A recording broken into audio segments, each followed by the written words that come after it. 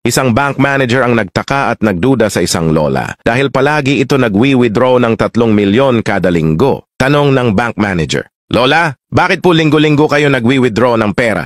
Ano ho bang trabaho nyo?" Sumagot yung lola, "Walay ho, napalanunan ko lang ito sa pustahan." Di naniniwala ang bank manager. "Ano ho bang pustahan yan? Parang di naman po kapani-paniwala." Sumagot ulit yung lola, "Sige, magpustahan tayo. 50K. Ang pusta ko ay square yang hugis ng itlog mo. Babalik ako bukas at magdadala ako ng kasama," sabi ng bank manager. "Sige, deal. Alam ko naman hindi square itlog ko eh." "Malalaman natin bukas," sagot ng matanda. Kinabukasan bumalik ang lola at may dalang kasama. Hinubad na ng bank manager ang kanyang pantalon.